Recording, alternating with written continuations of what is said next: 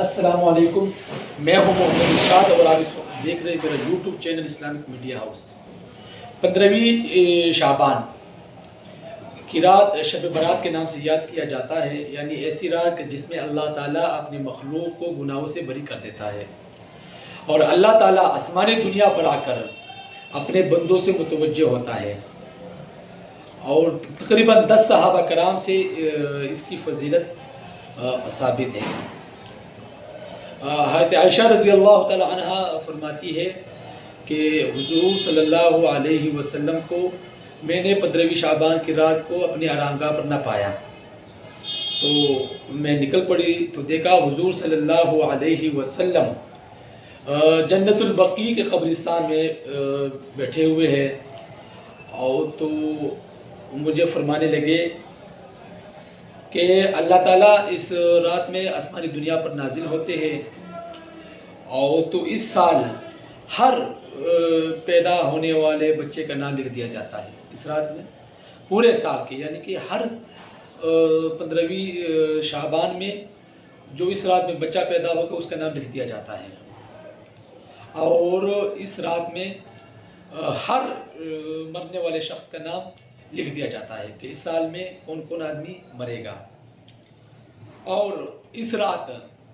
تمام سال کے اعمال اٹھا دیے جائیں گے اور تمہارا رزق اتارا جاتا ہے، یعنی اس رات میں پورے سال کا تمہارا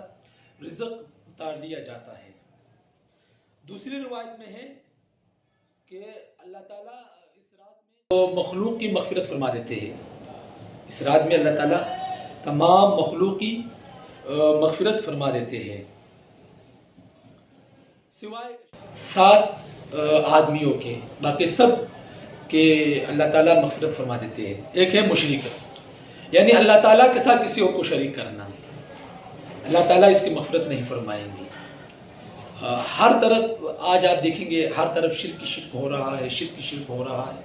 تو بھئی یہ دیکھو یہ عظیم رات، عظمتوں والی رات میں اللہ تعالیٰ اس کی مغفرت نہیں فرمائیں گے۔ مشرک کی والدین کا نافرمان، اللہ تعالیٰ اس کی مغفرت نہیں فرمائیں گے، والدین کا فرما بردار بنائیں۔ نمبر 3، کینہ رکھنے والا، مسلمان ہو کر کینہ رکھے یہ نہیں ہو سکتا، تو کینہ رکھنے والے آدمی کی مغفرت نہیں ہوگی،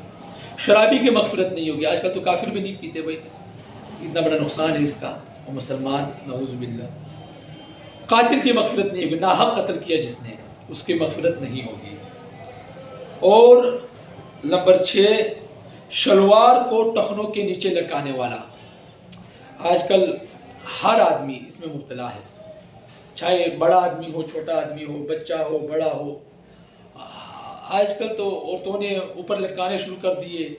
شلوار کو، اور مردوں نے نیچے لٹکانا شروع کر دیے، تو اس رات اس کی بھی مغفرت نہیں ہوگی،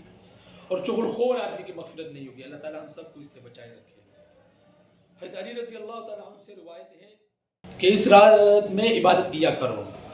مسجدوں میں جا کر یا خلوت میں بیٹھ کر، مسجد نہ جایا کریں، آج کل کیا کہتے ہیں بھئی رسم و رواج زیادہ ہو گیا ہے، تو مسجد نہ جا کر اپنے گھر میں کسی کونے میں بیٹھ کر عبادت کر لیا کریں، اور دن میں روزہ رکھے،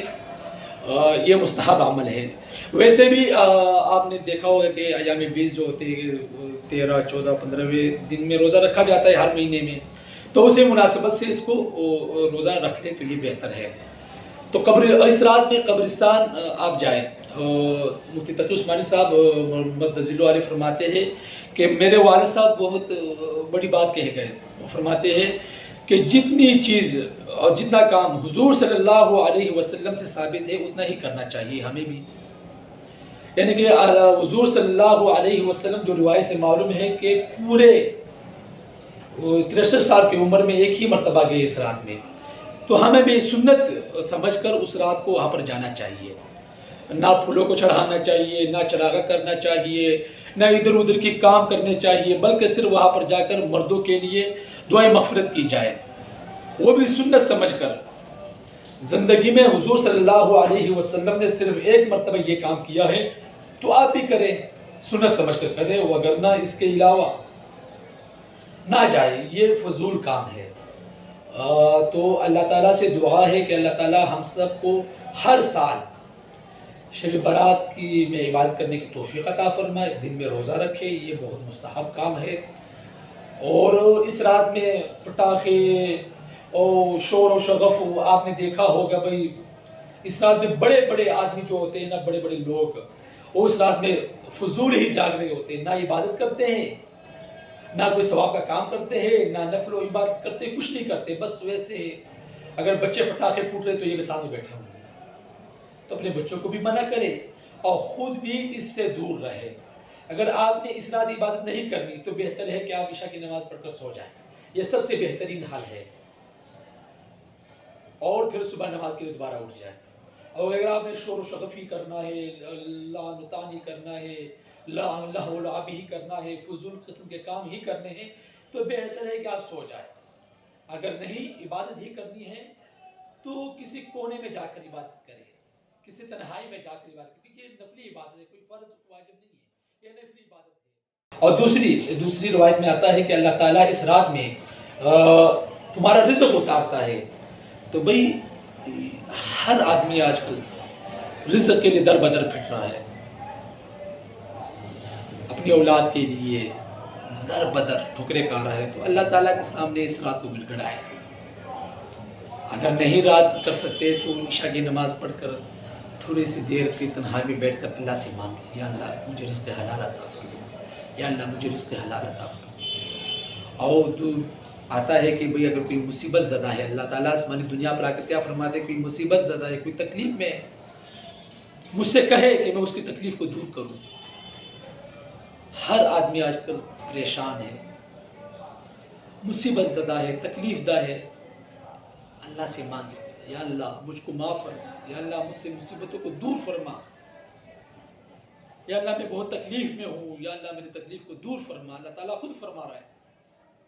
تو اللہ تعالیٰ سے دعا ہے کہ اللہ تعالیٰ ہم سب کو شب برات کی رات میں عبادت کرنے کی توفیق عطا فرمائے۔ وآخر دعوانا الحمدللہ۔